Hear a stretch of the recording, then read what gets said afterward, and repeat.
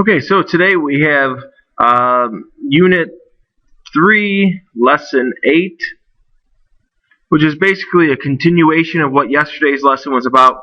We're seeing variables on both sides of the equation again, but today we're going to also work with the distributive property a little bit more. Okay, our objective is still the same. We want to be able to show the work necessary to solve an equation that has variables on both sides. And just like before, all of this is the same. Always simplify before you solve. That's what's being done to the variable. Do the inverse operation. Do the same to the other side and solve. I'm not going to write this up here, but I'm going to ask that you do it. And in order to get credit on your homework assignment, you have to have the three things that were on yesterday's notes. So you either remember them and you write them, or you look back at yesterday's notes and you copy them down. All right, but those three things you should know up there. All right, let's go ahead and move on. We have 6 examples today. All right, very similar to yesterday, like I said. Looking at example 1, you'll notice again parentheses. So we always simplify first, which means I'm going to do my distributing here. That's 2x minus 8. There's 4x over here. All right, now you'll notice I have variables on both sides of the equation. So I need to move one to the other. I like to move smaller to larger. Again, we saw yesterday, not necessary that you do it that way. You could move the 4, all right, but I'm moving the 2. So I have 2x here equal to negative 8. I simplified, and now it's time for me to solve. So I'm going to go ahead and solve by dividing both sides by 2, and I end up with negative 4. Number 2, notice that negative sign out in front of those parentheses there. That negative sign tells me that I need to distribute a negative 1, so that becomes negative x plus 2, because a negative times a negative is a positive. Alright, that's distributing. Now I'm going to move my smaller variable to my larger one, so I'm going to add x to both sides. Okay, this is getting my like terms together, but again, remember, if they're on the opposite side, you have to do the opposite sign. Alright, so that's going to be 2 on this side. And don't forget, there is a 1 here, so 3 plus 1 is 4, that's 4x. Alright, one thing I want to point out, again, is a negative x and a positive x is 0. Don't assume you're doing it right, like over here, positive 2 and negative 2 is 0. Read it and make sure it's right. Alright, from there, we simplified, now we're going to solve. I divide both sides by 4. And if you're thinking 2, you're not right, because it's 1/2. Remember, if the bigger number's on the bottom, alright, your answer goes on the bottom. Keep that in mind when you're dividing. Okay. Number 3. Same situation here. We have variables on both sides, but before I could start moving variables, one's trapped inside parentheses.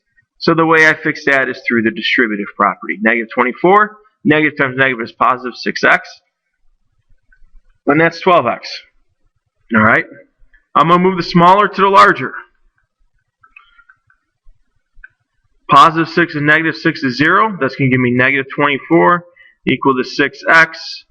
And now I get to solve for x by dividing both sides by 6. Keep in mind, it's really easy to check these answers. All you need to do is take your answer and plug it in and see if it actually works. Alright, let's go ahead and do that for this one. Negative 6. 4 minus negative 4 is really 4 plus 4, so that's 8. So that's negative 48 on this side. If I plug negative 4 in for x there, negative 4 times 12 is also negative 48. That checks. I know I'm right. Alright, checking is something you should be doing, especially on quizzes. Okay, last 3 problems here. Again, dealing with the distributive property first. In all 3 of these, you'll notice that we have parentheses to require me to distribute. We should be really good at this skill by now. That's 9n plus 3. And while I'm at it, I might as well go over here and distribute. That's 12x minus 6. And remember, one of the things you could do, if you think you know what you're doing, you could pause right now and do these 3 problems and see if you get them right. Okay, by watching the rest of the video. If you do get them right, that's awesome, good for you. If you don't, what you need to do is copy down the right work, and it would also help if you looked at what your mistake was. You could learn from that mistake. Notice again, I'm just going to take care of the first step first in all of these, which is the distributive property. Alright. Then I'm going to move smaller to larger. Alright, so over here I'm going to subtract 2n from both sides. And that's going to be 7n plus 3 equals 17. Over here on this one, I could move the 8 over, and that is the smaller one.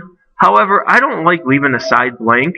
So what I'm going to actually do is, in this case, I'm going to break that rule, and I'm going to move the bigger one. Remember, it's not as big as a rule as, you know, this other 4 steps of solving. So you could go out of order and do this.